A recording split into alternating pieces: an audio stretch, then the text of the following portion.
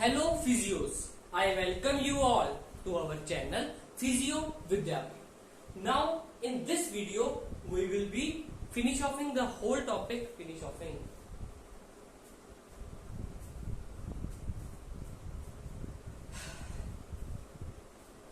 Hello physios, I welcome you all to our channel Physio Vidyapit. This is the second part of infrared radiation topic. We will try to complete the whole topic in this video, or even there could be one more video of this particular topic. Okay, so my name is Vijay Kumar and let's start the topic. First of all, we will study about the physical behavior and penetration of infrared radiation, which is very important and super easy to learn. Okay, so IR radiation can be refracted, transmitted and absorbed like ordinary light. Okay, these are the phenomena which occur when the light strike to an object. Apart from these four, the two are important: absorption and reflection. Okay, from these four we will be more focusing on two things, that is absorption and reflection. And reflection is very simple to learn. Here reflection is negligible. Why? Because we are placing the lamp in a position so that all the rays are perpendicular to skin and there is maximum absorption while minimum reflection. That is why about 95% of radiation which are applied perpendicular to the skin, okay, this sign is perpendicular to the skin, are absorbed and only a small amount is reflected. As our skin is not a homogeneous tissue. Yes, our skin is not a homogeneous tissue. Why?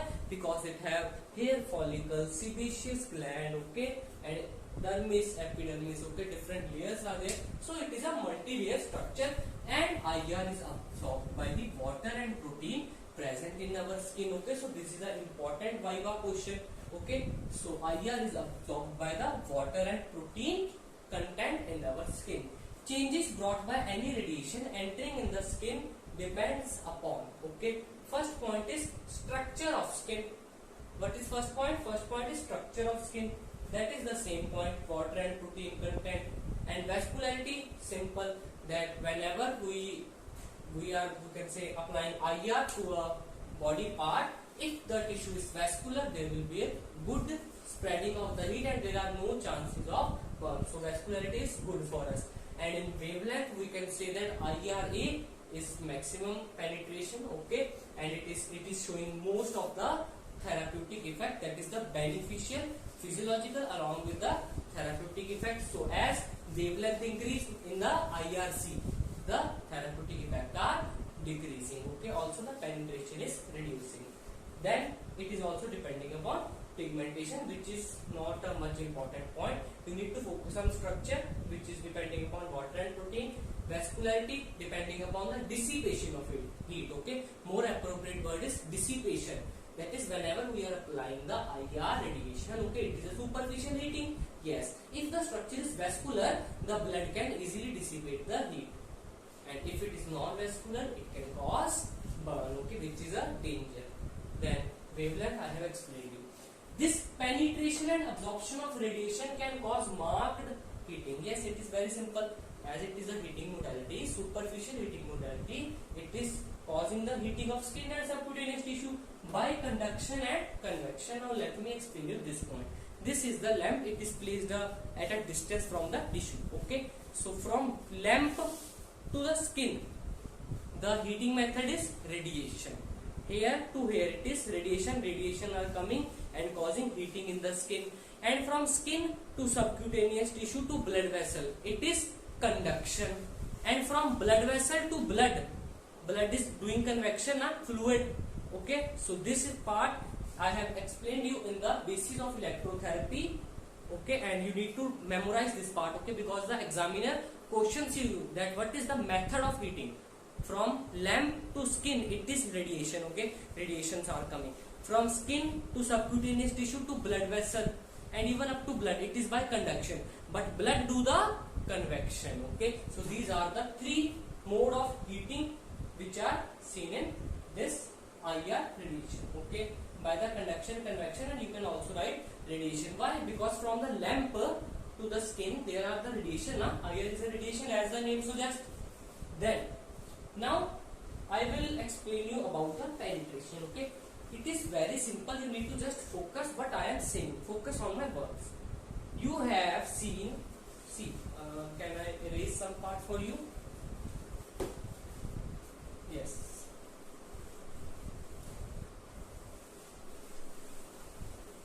This will be sufficient for you. Now, see, there were two type of lamps, luminous and non-luminous. Simple. Luminous was about 750 to 1500. Yes, it was 1500 to 15,000. Okay, nanometer. Luminous. Okay, luminous was 750 to 1500, and this was 1500 to 15,000. Okay, 760. Okay, in some books this is 760, which is a more appropriate value. Now you can see the luminous is going up to the dermis. Okay, this part is dermis. Okay, this part is epidermis. Sorry, this part is epidermis, and from this it have two parts. This is superficial epidermis and this is deep epidermis, while this whole part is dermis. Now from the diagram it is clear that luminous is having the penetration up to dermis, so it penetrate up to epidermis and dermis. And luminous is what? It is near IR or far IR? Yes, obviously it is near IR. So the near IR penetrate up to the deep dermis, while in the non-luminous, which is the far IR, it move only up to the superficial epidermis, as you can appreciate it in the diagram. Okay, so this is the main about the penetration depth. Okay, there are certain values in different books. You can say directly jump up to the value. You need to understand the layer of the skin. Okay, non-luminous is only up to the superficial epidermis. Okay, it do not even cross the epidermis. Only its superficial layer. But luminous, that is the near IR, is reaching up to the dermis. Then, so penetration, what you can write? Luminous having greater penetration depth. Okay, yes, you can write luminous having greater penetration depth, and you can also write near IR is having greater penetration depth than far IR. Also, as you know, near IR is IRA, and this is containing of IRB and initial part of IRC. So you can write this like this: IRA having maximum penetration, then B, then C. So this is the main concept. Okay, values I am telling you in few minutes, but this is the main concept that you need to understand. You need to understand on these two parts, and rest all I have explained you in the classification point. So here you will come to know that how important that point was to understand the penetration depth and the relation. Okay, so luminous having more penetration, near IR having more penetration, A, then B, then IR, C. Okay, this is the sequence of penetration. Okay, so this is about this. Now, as you know, okay, now I will explain you that what are the laws which affect this absorption. First law is Groth's law. Though I have explained these laws except the fourth one, which I will be explaining in few minutes, these three laws are explained in the basis of electrotherapy. Here I will explain you about the main point, and if you want the detailed explanation of these laws, you need to refer to my previous video. Okay, it is given in the playlist. Now, Groth's law. What does the Groth's law say? It says that the absorption of the radiation in a tissue depend upon nature of medium, wavelength, and angle of incidence. Simple. So what is Groth's law? Groth's law is saying that absorption is depending upon the wavelength, nature, and the wavelength, nature, and angle. Okay, and angle of incidence. Simple.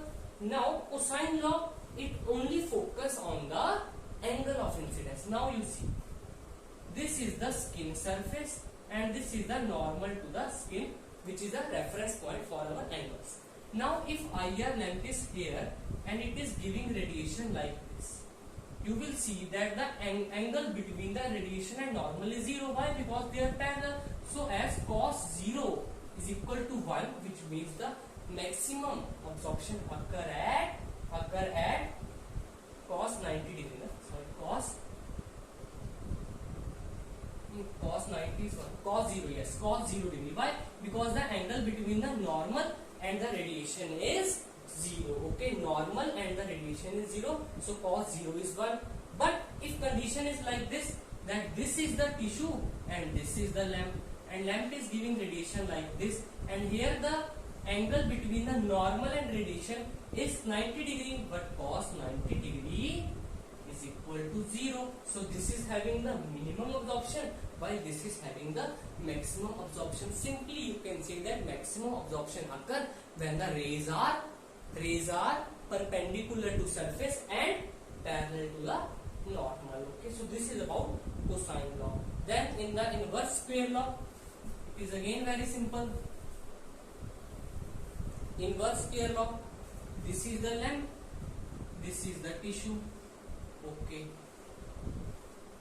yes, this is 1, this is 2 distance. Okay, or we can say that this is d distance and this is 2d distance. Okay, and this is the lamp. Intensity vary inversely with the square of the distance. Okay, as the distance increase, intensity decrease. As the distance increase, intensity decrease. Why? Because they are, we can say, diverging. Okay, the rays are diverging. Okay, so at the largest distance, that is 2d, that is when we will do the square, it will become 4d square and intensity will be reduced. Okay, at d intensity will be the, we can say, more than 2d, or simply you can write that intensity of the IR at a distance is related to the inverse relationship between the square of distance between the lamp and IR. And then fourth or the last law is Arndt-Schulz law. Okay, its pronunciation is quite difficult. It is Arndt-Schulz law. Okay, what does this law state? You need to understand it carefully. This is luminous and this is non-luminous. Let me change the marker. Okay, this is luminous, this is non-luminous. Simple. Luminous having 760 to 1500, this having 1500 to 15,000 nanometer. Okay, wavelength. Now the luminous lamp, as I have explained you in the luminous generator, when the wavelength was 1000 nanometer, when the wavelength was 1000 nanometer, the penetration depth was 5 to 10 mm, which is very good penetration depth and show a large, we can say, wide therapeutic as well as physiological effect. But in this, when the wavelength was 400 nanometer, the penetration was 1 to 2 mm. Okay, and if you memorize or think back, in our previous video I have said that there were 3 types of IR. IR A, B, C. A was 760 to 1400, second was 1400 to 3000, and third was 3000 to 1 mm. And I have said that it is not used in therapy. So when the penetration depth is 1 to 2 mm, it is not used in a therapy. Why? It was not showing the therapeutic effects.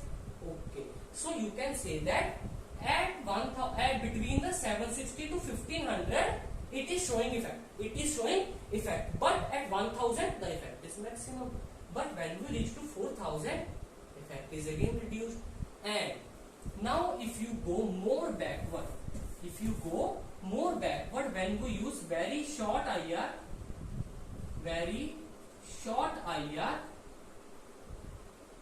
its penetration depth is again 1 to 2 mm, which is again not showing the therapeutic effect.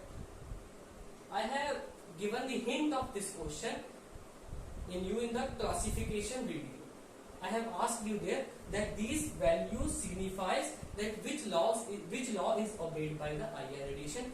This is the Arndt-Schulz law, that stimulation beyond the threshold is necessary for therapeutic effect, but if we further increase the stimulation, the effect become damaging. Or it do not give the therapeutic effect. So here you can say that very short IR is not producing the therapeutic effect. Short IR or near IR is showing the therapeutic effect, but when we use the long IR or the far IR, it is not showing the therapeutic effect. So its graph is like this. I will make for you like this. Okay, this is the threshold value, and for example you can say that here it is very short IR and here it is luminous, that is the near IR, and then after the luminous this is non-luminous, which is showing the bad effect. Okay, so we need the radiation. Now focus on the wavelength. We need the wavelength which is more than very short IR, but if you think that now we will increase more wavelength, effect will be more. No, it is wrong. Why? Because the skin have particular type of receptor, that is it absorb this part of the spectrum of infrared radiation. Okay, so again I am explaining you, this is the threshold. Okay, from here we need to give more stimulation to get the therapeutic effect, but if we give more further stimulation, the effect will become damaging. Here it is the stimuli, and here it is, this is the threshold, this is beneficial effect, this is non-beneficial effect. Stimuli, you can see this is the smallest stimuli, this is moderate, and this is the we can say large stimuli. Okay, large stimuli. Okay, small was not sufficient to give the beneficial effect, that is the upward graph, while moderate was giving the effect, that is luminous, but if we further increase the wavelength, effect is bad. So here the stimuli means the wavelength. Okay, so very less wavelength is not good for you. This wavelength is good, but if we further increase the wavelength, penetration reduces and effect is not positive effect, that is not giving a therapeutic effect to us. And this law is obeyed by the infrared radiation and in laser also. Okay, there also we will study about this law, and I will try to make a separate video also. Okay, because I have forgotten to explain this in the basis of electrotherapy part.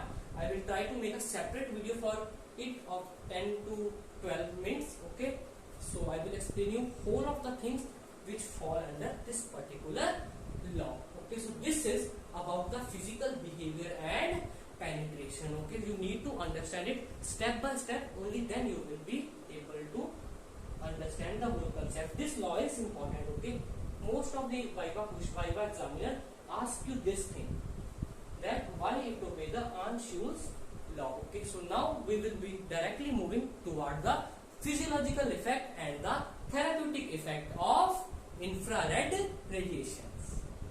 Now we will study about the physiological as well as the therapeutic effect of infrared radiation, which are simple. We can say that these are the therapeutic effect of heat. Okay, simple for the better understanding. First is cutaneous vasodilation. Yes, simple. Whenever we apply the heat, that is the superficial heating of IR to the skin, there occur vasodilation. And how this vasodilation occur, you need to know. It occur due to the release of histamine and histamine related substance which cause the vasodilation. And first of all, the vasodilation occur in the arterioles, and then other vessels also dilate. Okay, so this further increases the blood flow to the part. Okay, first of all it occur in the arteriole.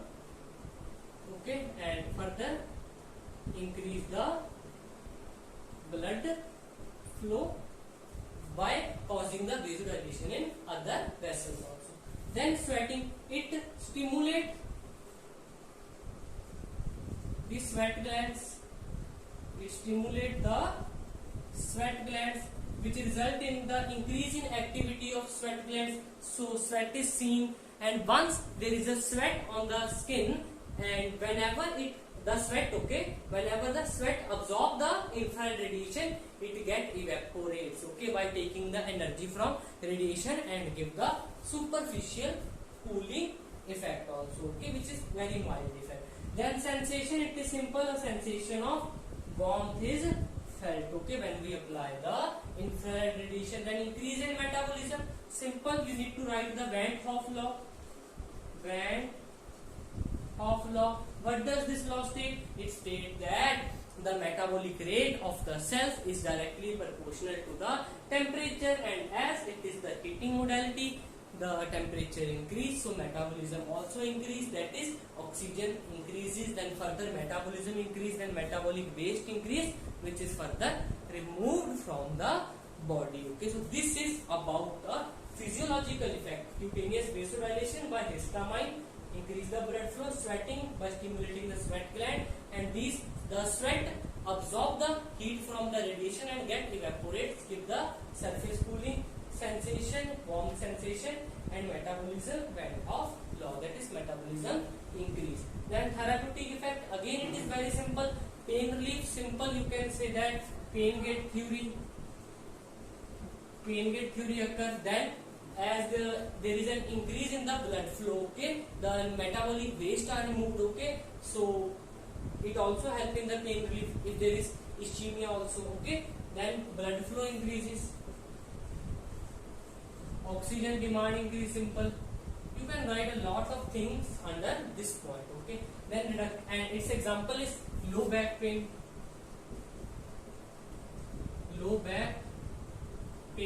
Then reduction of muscle spasm, that is neck, the spasm of neck, okay. Here also when there reduction is pain, when there is a reduction in pain, spasm also decrease. Why?